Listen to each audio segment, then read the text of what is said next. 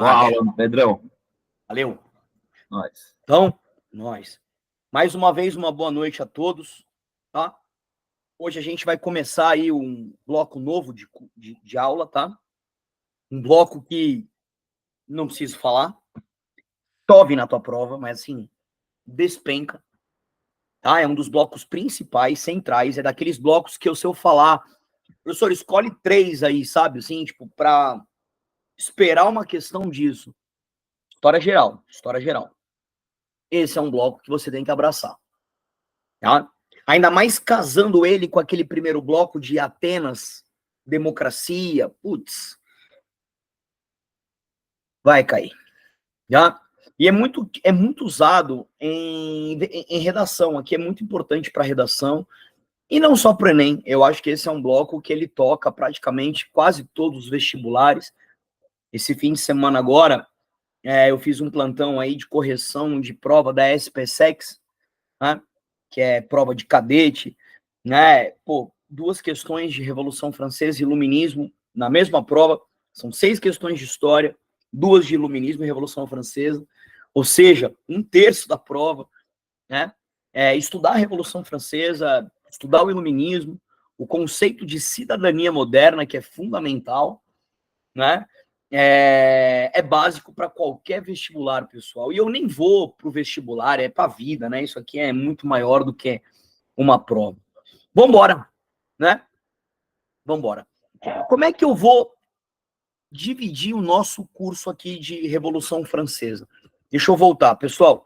Eu tenho 3 pontos para tocar com vocês. A própria Revolução, tá? O Iluminismo. Creio eu que a área de filosofia também vai tocar legal aqui, tá? Então eu vou me abster um pouquinho, eu vou aprofundar até o meu nível. E o conceito de cidadania moderna. Então a aula ela vai ser direcionada para tocar 3 subtemas com vocês. Na verdade, são temas maiores, subtemas da minha matéria. Que vai tocar Revolução Francesa, Iluminismo, cidadania moderna.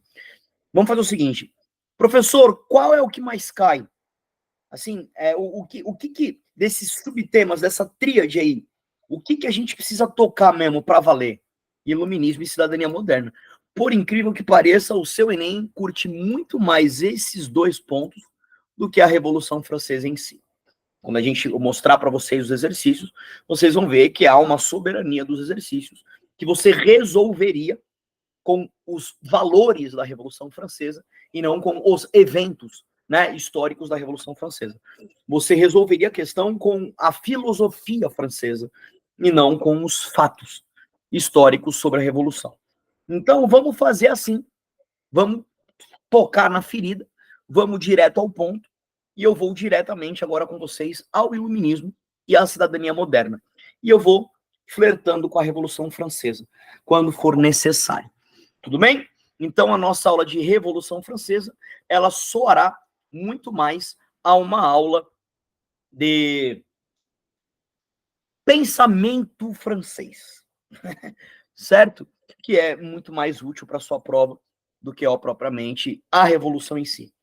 Peço para que vocês leiam a Revolução Francesa, que vocês a estudem, que vocês se aprofundem nela. Só para mostrar para vocês, pessoal, eu coloquei aqui, ó, as fases da Revolução Francesa, a Era Napoleônica, ó, tá vendo? No final dos slides, ó, aqui tem os exercícios, né? E depois eu coloquei aqui para vocês as fases, assim, meio em formato de tópico mesmo, né? Tá vendo assim? Porém, essa aula de Revolução Francesa que eu deixei no final dos slides, ela tá muito mais para autodidatismo de vocês, assim, tipo, se virem, manja? Eu vou focar no nosso curso muito mais o Enem. A gente não tem, obviamente, muita aula, né? Imagina 3 aulas por semana aqui. Com certeza a gente teria uma Revolução Francesa mais profunda. Vamos ao que importa, né? Primeira coisa, é fundamental que vocês entendam que nenhum processo, tá? Sobretudo revolucionário, que a gente já estudou nas aulas passadas, que é uma manifestação civil, com guerra, né? Pode ser dotado de uma ação simples, de uma ação, digamos, irracional, de uma ação vazia, no quesito pensamento humano? Na verdade, você não pode desconsiderar nenhuma ação histórica do pensamento humano. Até porque, embora estamos aqui estudando história, a gente está estudando o homem agindo, logo, o homem biológico, certo? Esse homem biológico que age, ele é um homem que pensa. Ele é um homem com autoencéfalo desenvolvido, polegar opositor, visão binocular, bipedalista, né? Pô, você não pode tratar o homem como se ele fosse uma cadeira, né, velho? Então, os homens pensam. Então, quando a gente estuda as grandes revoluções, os grandes processos históricos, é sempre interessante você colocar, você embasar esses processos, ou no caso, essas ações, por um pensamento. Basicamente, o que eu quero dizer para vocês é que o homem não age sem pensar antes, tá? Então, há sempre um pensamento por trás da ação humana. E entender os pensamentos te ajuda a entender essas ações. Então, a Revolução Francesa, de todas as matérias aqui que a gente teve aí, né, ela é a que mais... ela é a única revolução, lembra que eu falei para vocês, revolução mesmo é ela. Mas ela é a que mais você pesa o pensamento, né? É a que mais você coloca uma ideologia por trás dela, tá? E é muito importante que você entenda que essa ideologia é burguesa. Isso é muito legal pensar. Porque embora o iluminismo e a ideologia e o pensamento francês por trás da Revolução te pareça algo, digamos, de cunho mais social, de cunho mais ajudar o pobre, isso não foi pensado pelo pobre. Foi pensado pelo burguês. Tá? Foi pensado pelo burguês. A Revolução Francesa, ela é igualmente à Revolução Inglesa, uma revolução burguesa.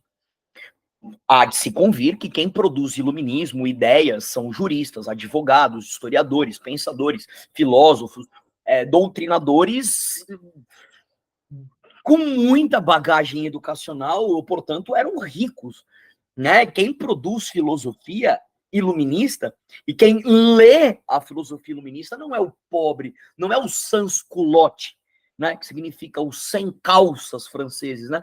Não são os jacobinos, né? Não é o populacho, aquele cara do campo que trabalha 20 horas por dia. Esse cara não tem tempo de ler Rousseau, né? Esse cara não entende sobre jurismo, né? Ele não tá ali lendo Montesquieu, entendeu? Então entenda a revolução ideológica como uma revolução burguesa. Por exemplo, eu já vi pegadinhas em provas que apresentam o iluminismo como uma manifestação popular. E aí, você, estudando iluminismo, você trabalha muito com essa ideia dos direitos humanos, né? E você acaba embarcando na ideia de que a proposta iluminista é uma proposta do povo.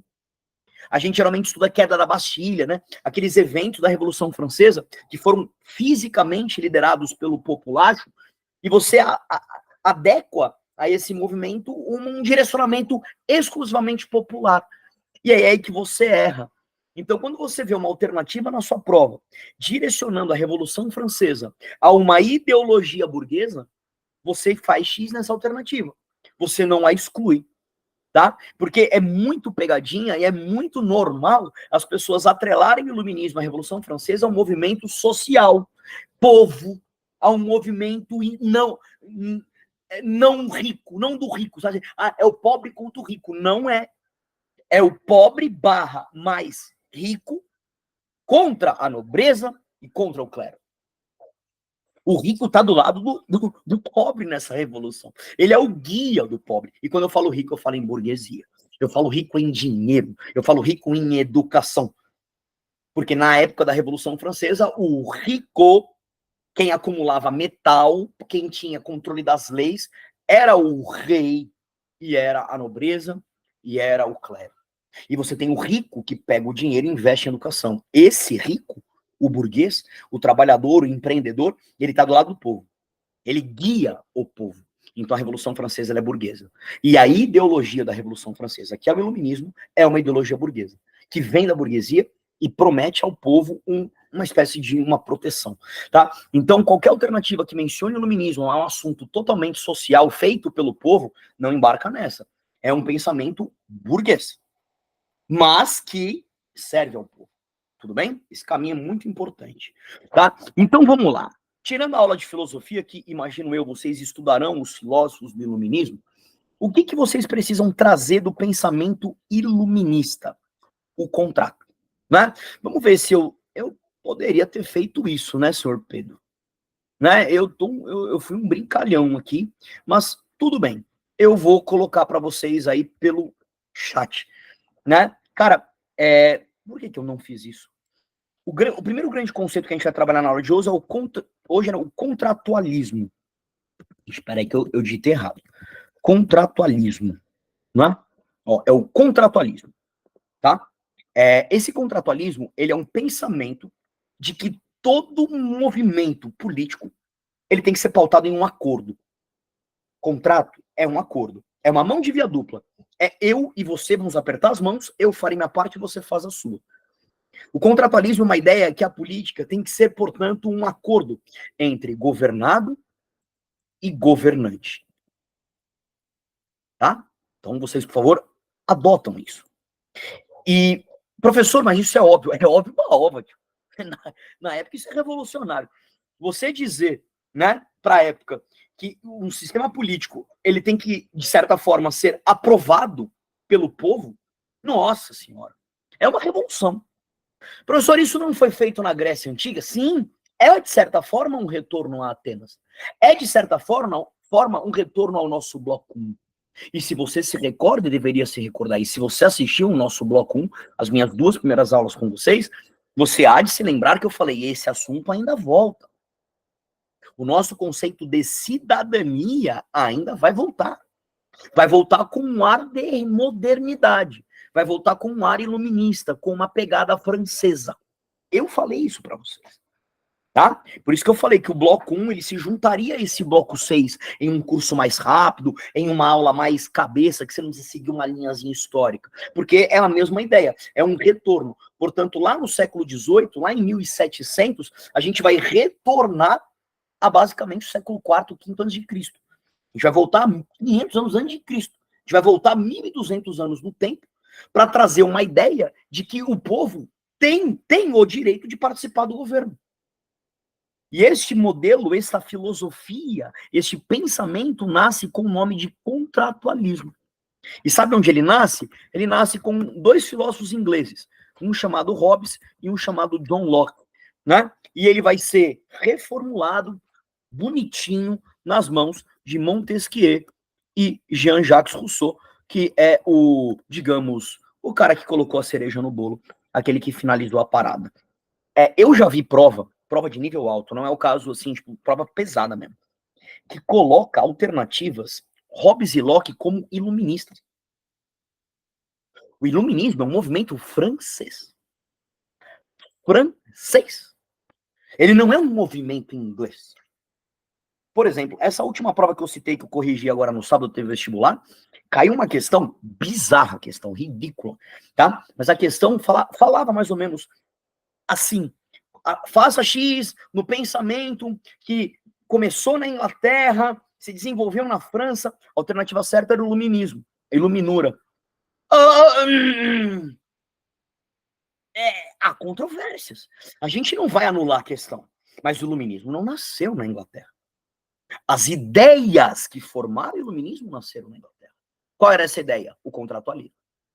Professor, o que significa basicamente o contratualismo? A ideia de que povo e governo têm que sentar e fazer um acordo. O povo faz a parte dele e o governo a parte dele. É mais ou menos assim, o povo abre mão de alguma coisa para ganhar outra. E o governo vai tirar algo do povo, mas vai ter que dar outra. Isso é o contratualismo. Esse é a grande lógica do acordo. Tá?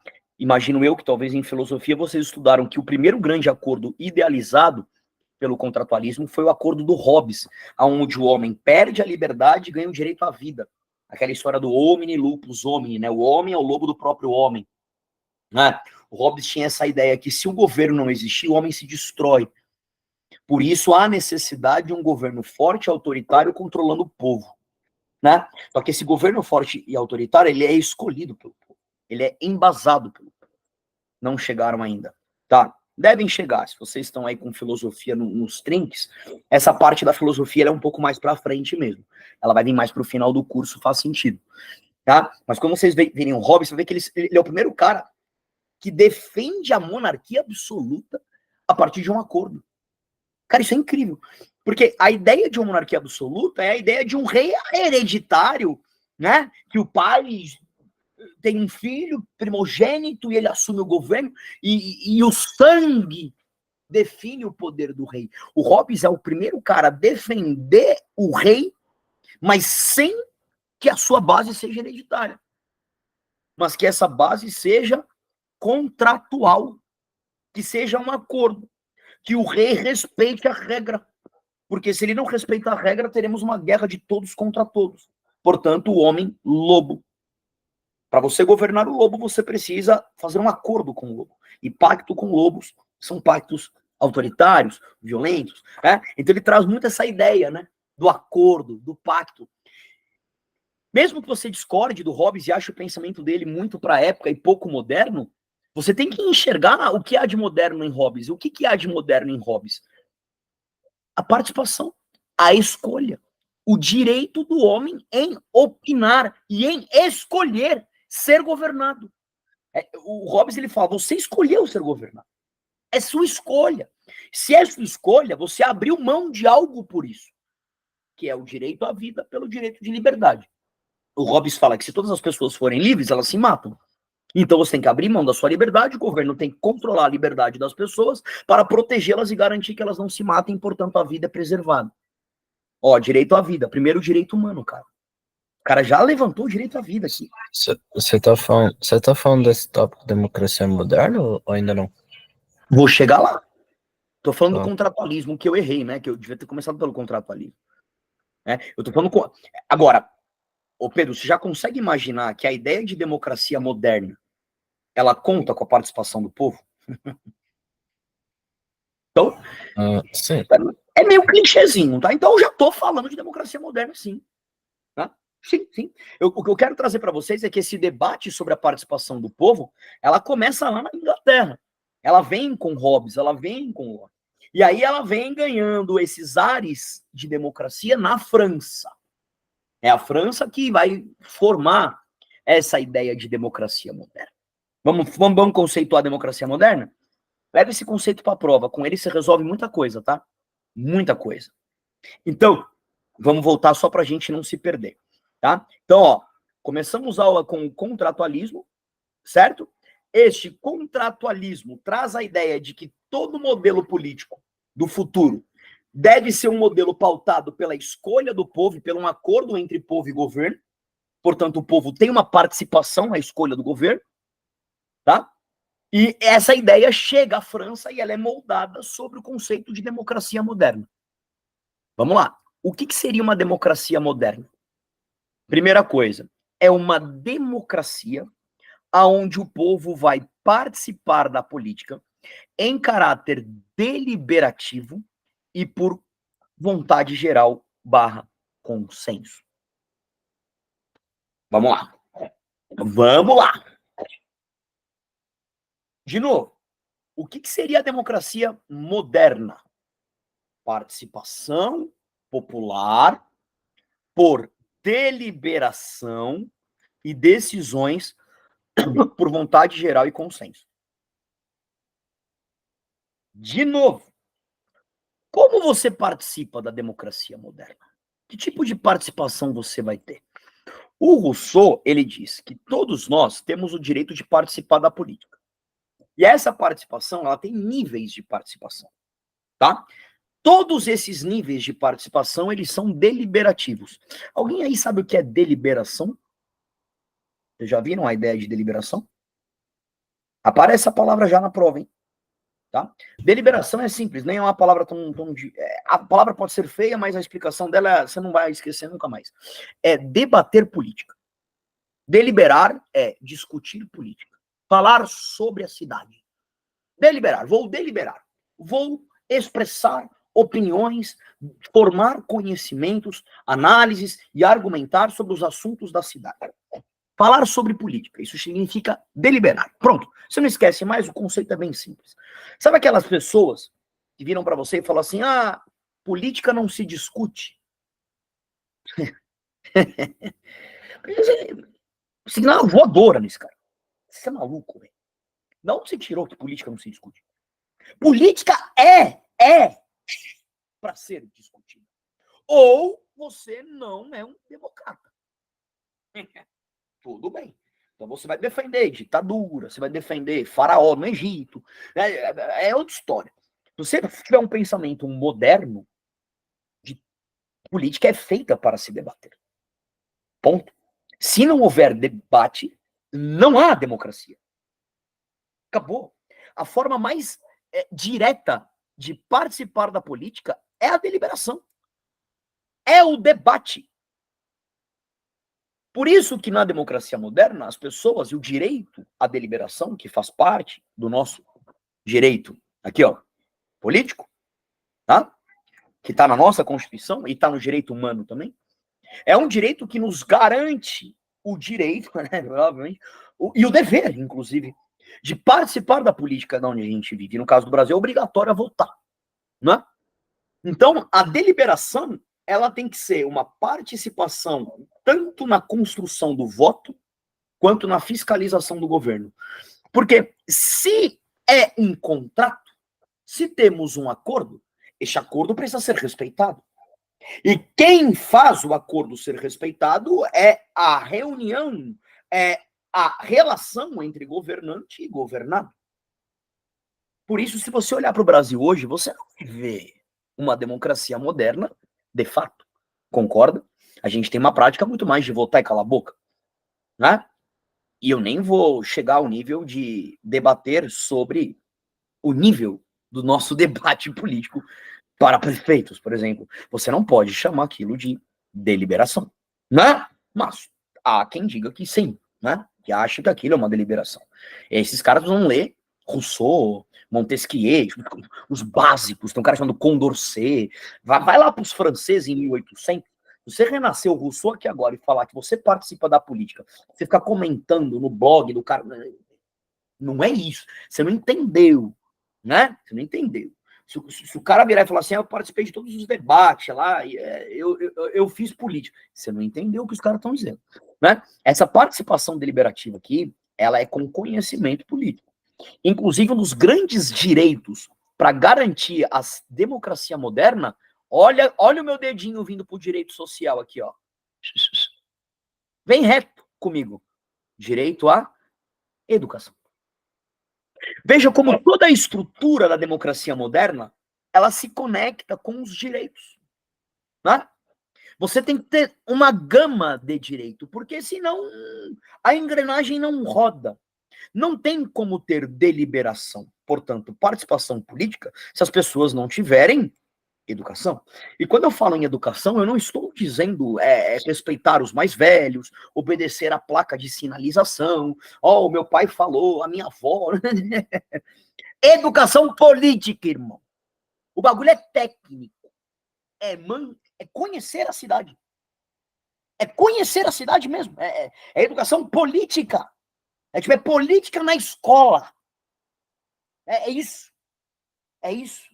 Inclusive, até esse modelo de escola sem partido, ele até tinha um pouco de sentido. Aí ele mudou totalmente o sentido dele, ficou uma coisa bizarra.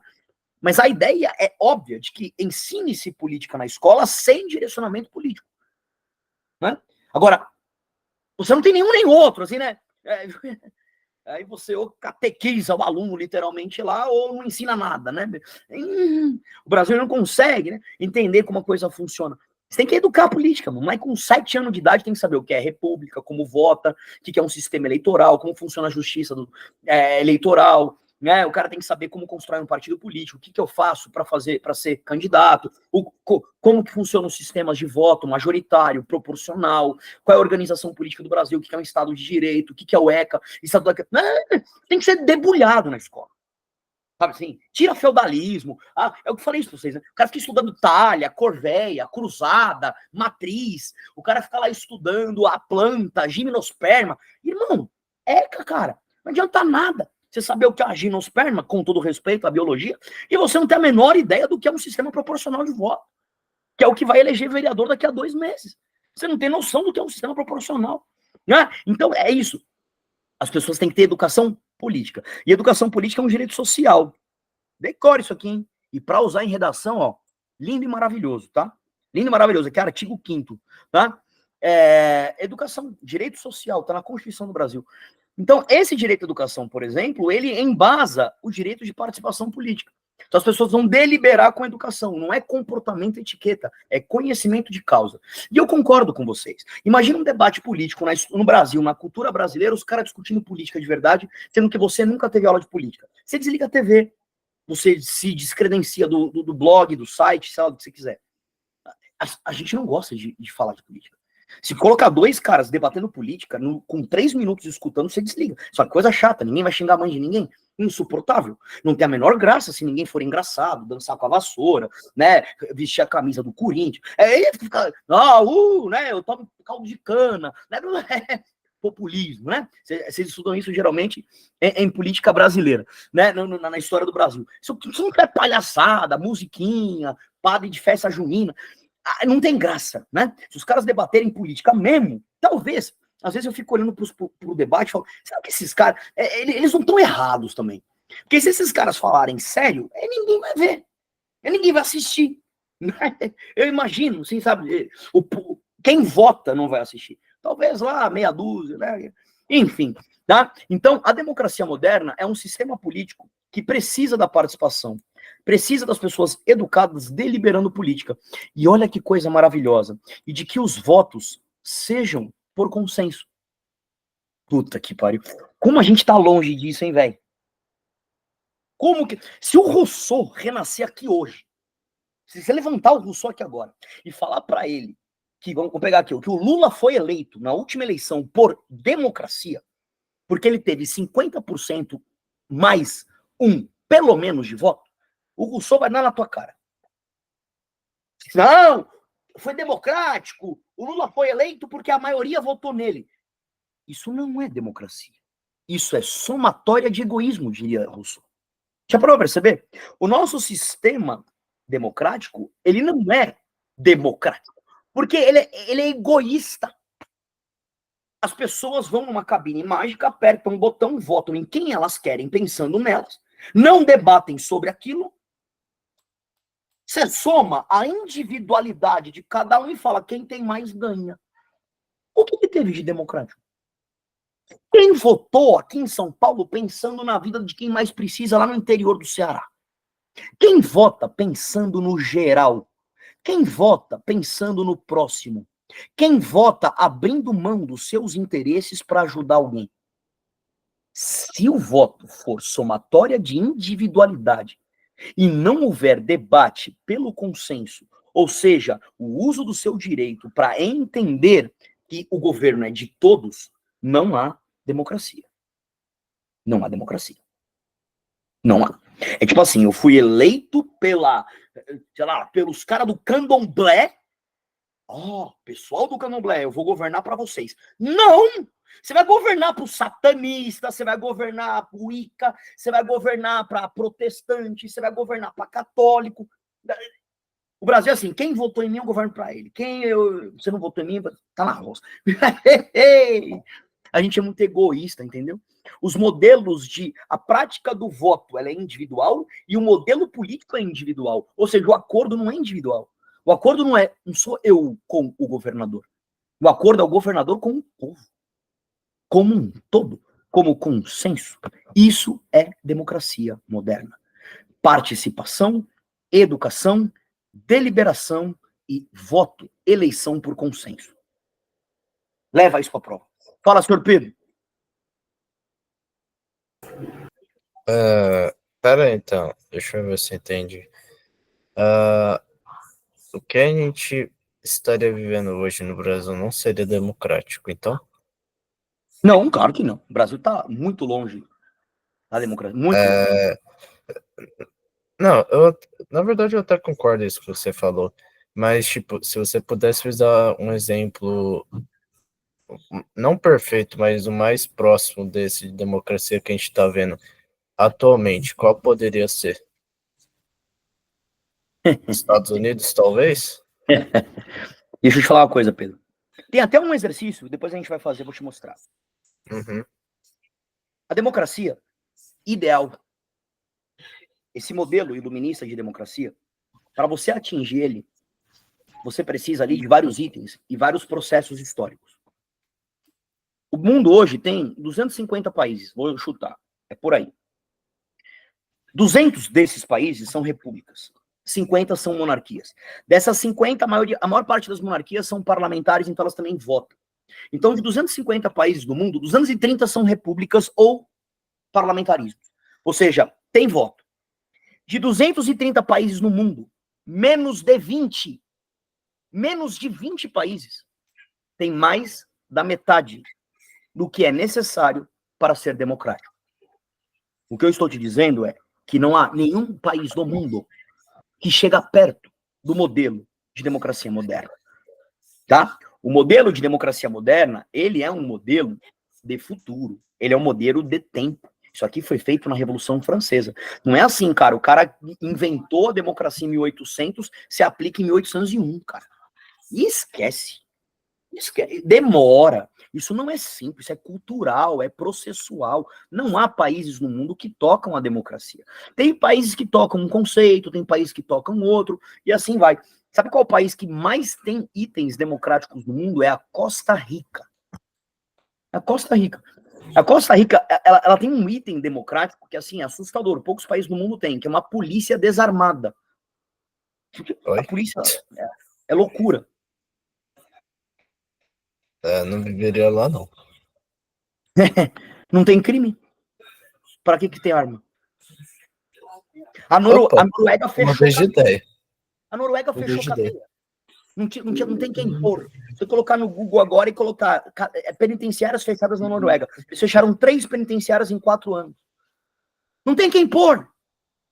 O Brasil acha que combater crime é pôr polícia na rua. Os caras acham que combater crime é não ter penitenciária. A gente não entende democracia ainda, tio. Mas funcionou para eles? Funciona. O índice de criminalidade dos caras é menos. O Brasil tem a polícia que mais mata no mundo. O Brasil tem as maiores taxas de criminalidade que superam o Iraque, que está em guerra. É só qualquer Google te dá isso, cara. Qualquer Google te dá isso. Entendi. Porque o nosso sistema de combate não é democrático. Ele é autoritário. Você quer, me permita agora, 5 minutos de aula de história em... Brasil é colônia. De 1500 ou 1502 até 1822. Colônia. Não vale. Brasil faz a independência. Ele é o único país a fazer a independência e continuar a monarquia. Só o Brasil e o México. Mas o México é uma questão particular. O Brasil continua a monarquia. Brasil é uma monarquia. De 1822 a 1889. Dom Pedro I, Dom Pedro II, / regência no meio. Quarto poder, monarquia absoluta. 1889, o Brasil faz a primeira república dele. A proclamação da república, com o Marechal Deodoro lá, galera. De 1889 a 1930, o Brasil vive o café com leite. 2% do Brasil vota. Mulheres fora, analfabetos fora, não tem sistema de educação universal. Isso não é democrático. 1930, Vargas dá o golpe. Governo provisório, constitucionalista, Estado Novo, que é uma ditadura declarada. Durante o governo Vargas, não há eleição, não há direitos, tudo violado. Pá. 1945, primeiro governo do Brasil, governo Dutra democrático. O Dutra, naquele período, não tinha mais de 50% da população brasileira votando. O Brasil não tinha mais da metade do seu povo participando da política. Isso não é democrático. Dutra, Getúlio Vargas, se suicida, não termina o mandato. Isso não é democrático. E o Vargas foi eleito com 49% de votos, não é mais da metade. Vem JK, que é eleito com 36% ou 37% dos votos, menos da metade, não a maioria, não há consenso.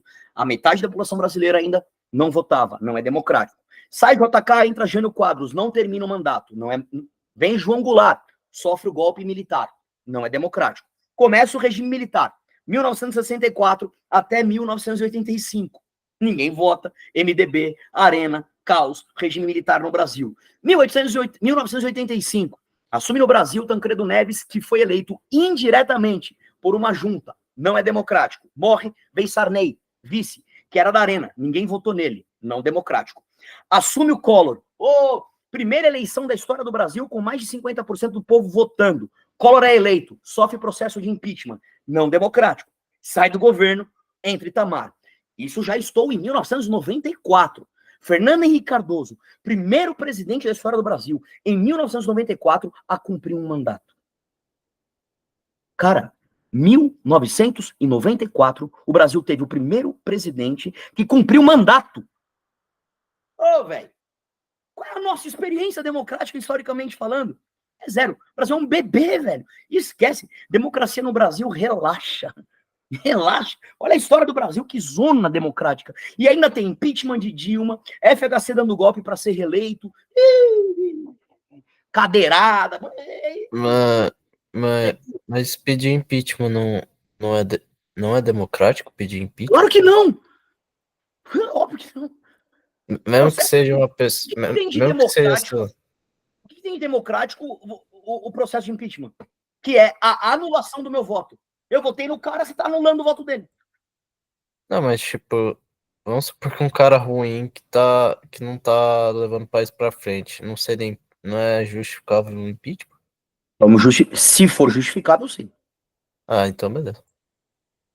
Brasil é assim, o cara escorregou impeachment. Impeachment. A gente é descendente de uma cultura totalmente autoritária, tudo é impeachment. Os dois processos de impeachment do Brasil, tanto da Dilma quanto do Collor, eles foram, digamos, antidemocráticos. Você quer um exemplo? A Dilma. A Dilma ela sofreu impeachment até o final e depois ela se candidatou para senadora. O que tem de democrático? Ela perdeu a eleição para Senado em Minas Gerais, mas ela se candidatou a senadora. Cara, você não pode se candidatar. Impeachment é fim. É jogo político, é golpinho, tira aqui e põe ali. Meu. O Lula estava preso e foi convidado a ser ministro. Tá de sacanagem.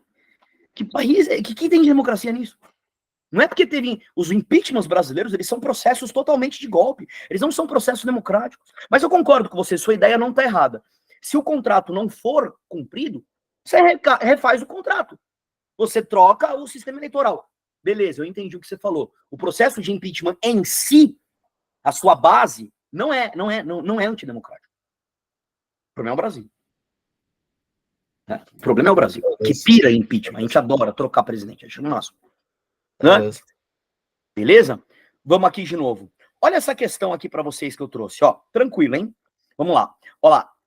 2020, Enem. A sociedade como um sistema justo de cooperação social consiste em uma das ideias familiares fundamentais que dá a estrutura de uma organização à justiça como a equidade. Equidade é um termo muito louco, tá? Um termo bem legal, que ele significa igualdade a partir do consenso. É muito legal esse termo, eu adoro ele. Usem muito em redação.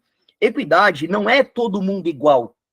Igualdade é enxergar as diferenças das pessoas e construir modelos de igualdade para que todos sejam iguais no fim. Né? Isso é muito legal. Né? Então veja, olha o que o cara está dizendo. A sociedade, como um sistema justo, tem que ter uma cooperação social, é o consenso. Né? É uma ideia familiar fundamental que dá estrutura a toda a nossa organização de justiça e igualdade. Uma cooperação social guia-se por regras, procedimentos, direito à educação, por exemplo, publicamente reconhecidos e aceitos por aqueles que cooperam como sendo apropriados para regular a sua conduta. Olha lá, regular a conduta. O Estado controla você para você ser regulado para fazer o que é certo. É o acordo. Tá entendendo? Olha essa questão. Ela é de Revolução Francesa. Ninguém está falando de Revolução Francesa aqui. Ninguém falou da França. Mas você está absorvendo o debate? Se ligou como cai no Enem? Essa é a cara do Enem, irmão. Isso aqui é a cara do Enem. É a cara do Enem. Vai cair. Tá? Olha lá. Disse que a cooperação é justa porque seus termos são tais que todos os participantes podem razoavelmente aceitar. O que significa razoavelmente aceitar? Que você não vai aceitar plenamente. Você vai ter que abrir mão. Você vai ter que jogar.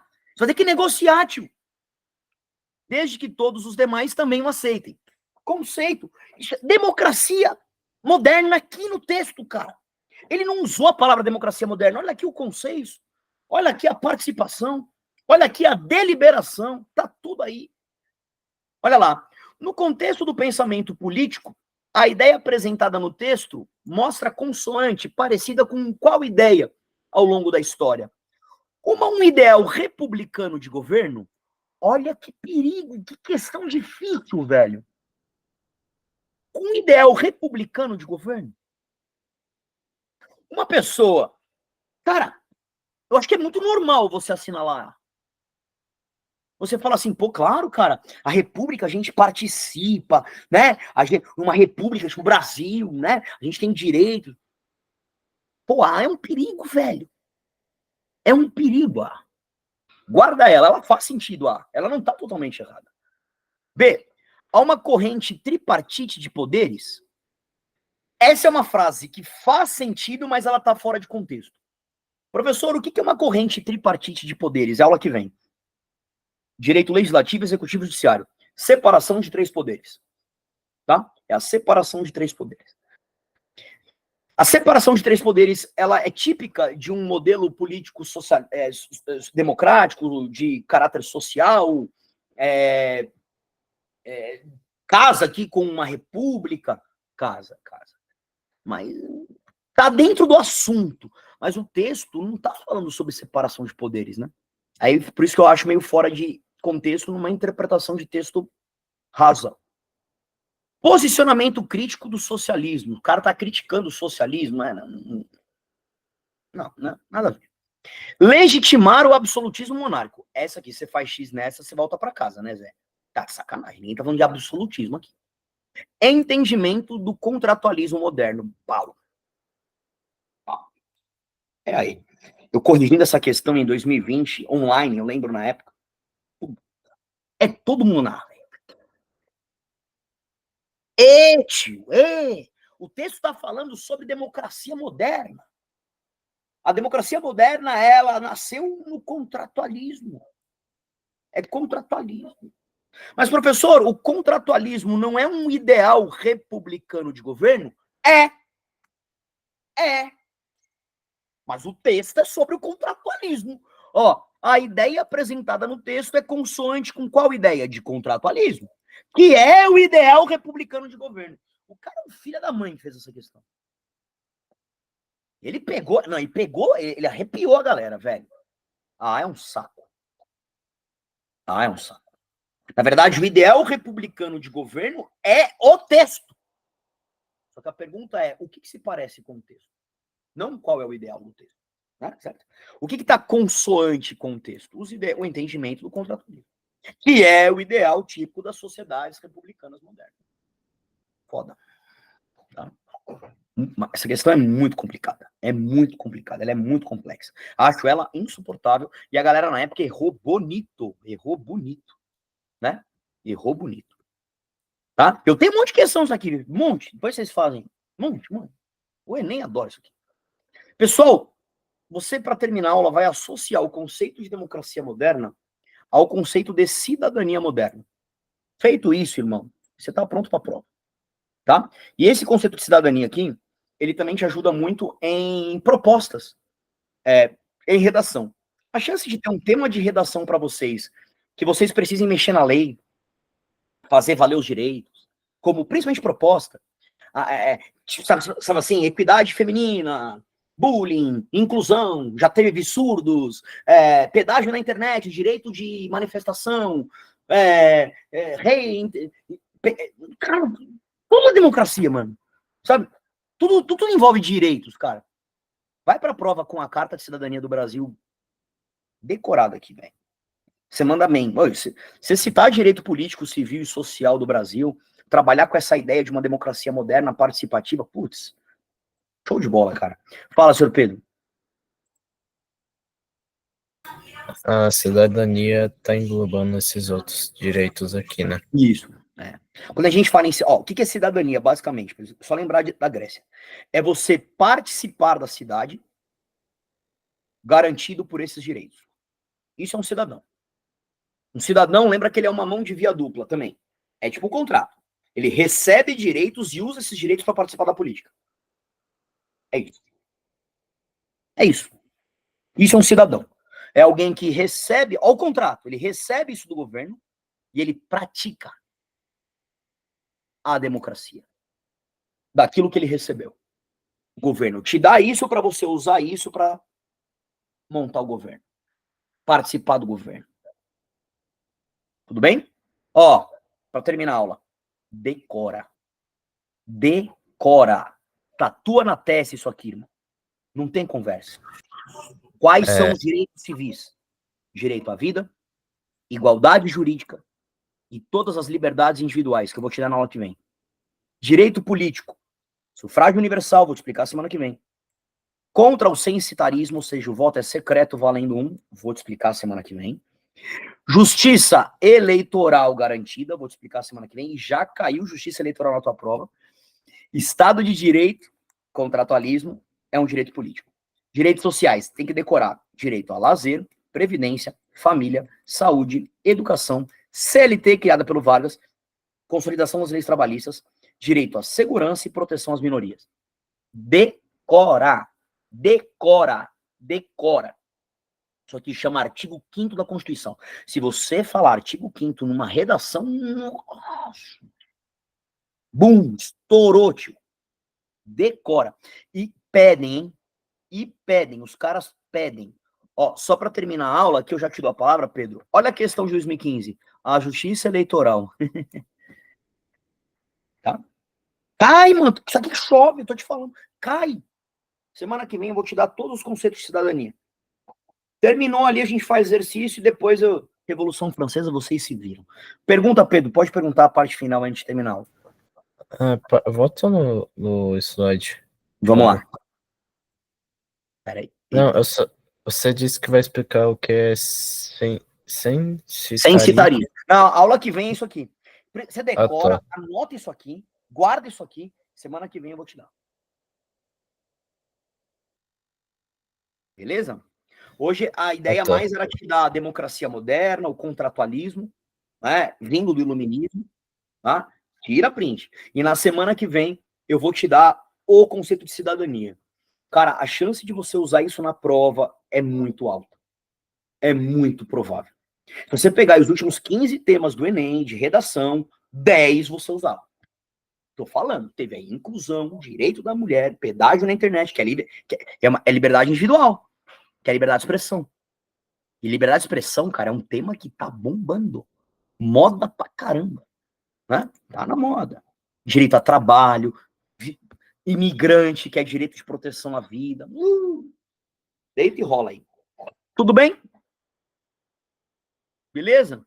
Essas duas aulas de Revolução Francesa, elas são assim, elas parecem mais um debate político mesmo do que propriamente uma aula técnica de Revolução Francesa.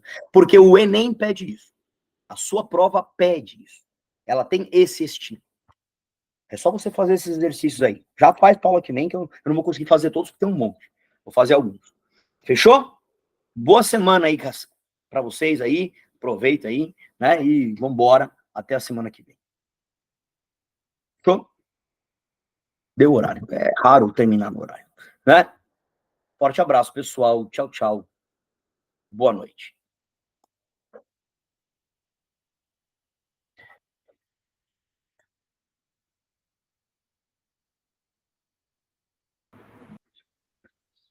É nóis, Não é Pedrão. tudo certo aí? Já vamos aí. Tô torrando aqui, mano. Preciso tomar um banho aqui. Botar um gelo. Calor no meu quarto aqui, você é doido. Tá, o negócio tá sinistro. Boa semana Valeu. pra vocês aí. Tudo de bom. Obrigado, igualmente, velho. Valeu. Valeu.